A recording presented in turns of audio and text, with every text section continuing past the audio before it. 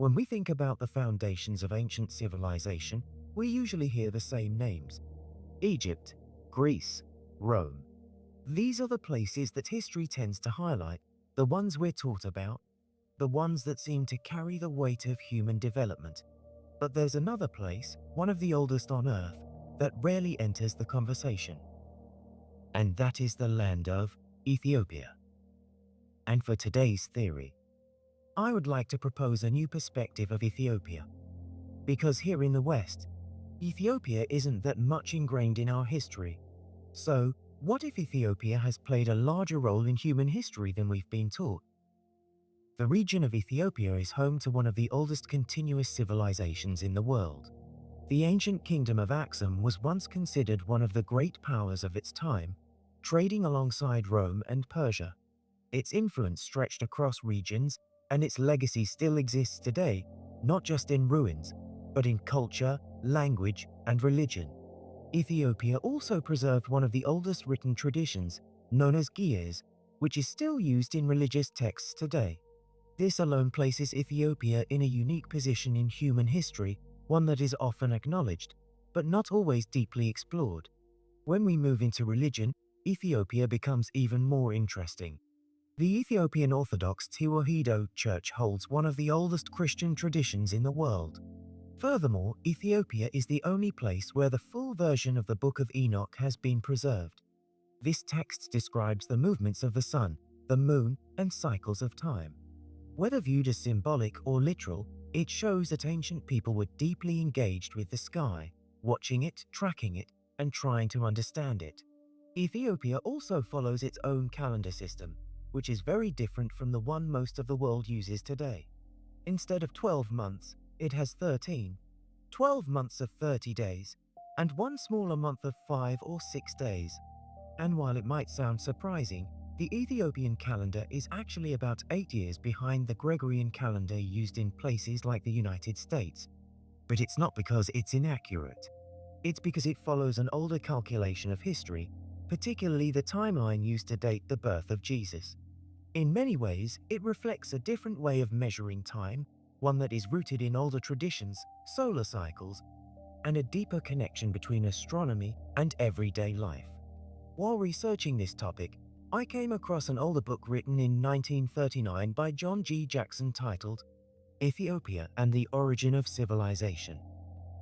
Whether or not the information within the book are accurate is completely up for debate, but I would like to share some information that come from this book that presents a handful of bold statements. It suggests that ancient societies in Africa, Europe, Asia, and other places may have been more linked than we think, pointing to a shared ancient system of knowledge. It connects Ethiopia to early developments in culture, religion, and even astronomy.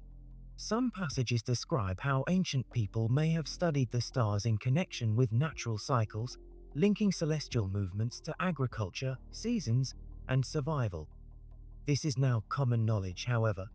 The book reflects an early 1900s idea that large stone structures across the world, like the Stonehenge, might have been part of a connected system of ancient knowledge linked to Ethiopia. The writer describes that these monuments, found in different parts of the world, shared a deeper origin or cultural link, including Ethiopia. The book argues that ancient Ethiopian, or Kushite, civilizations may have been part of a very old cultural network that spread shared systems of astronomy, religion, symbolism, and monument building across different regions of the ancient world. In that context, structures like the Stonehenge are presented as possible examples of civilizations that some early researchers believed were connected through a broader ancient tradition linked back to Ethiopia or the Kushite people. Today, these theories are debated and not widely accepted, but they show how earlier historians tried to make sense of the similarities between distant civilizations. Even in ancient Greek tradition, Ethiopia appears in unexpected ways.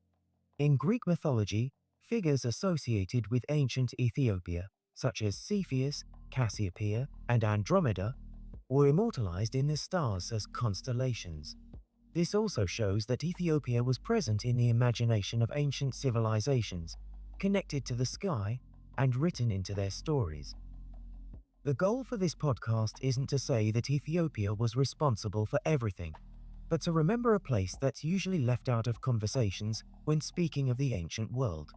To recognize that Ethiopia has always been part of the story, a place with deep roots in civilization, religion, and early human thought. A place that preserved ancient texts, followed the movements of the sky, and built traditions that still exist today. Because history is not only shaped by what survives, but by what the world chooses to remember, the parts of history that remain in the shadows. And Ethiopia might be one of those places, not forgotten completely, but not fully remembered either. If you enjoyed this video podcast and enjoy exploring theories, theology, forgotten history, and exploring different perspectives, be sure to like and subscribe.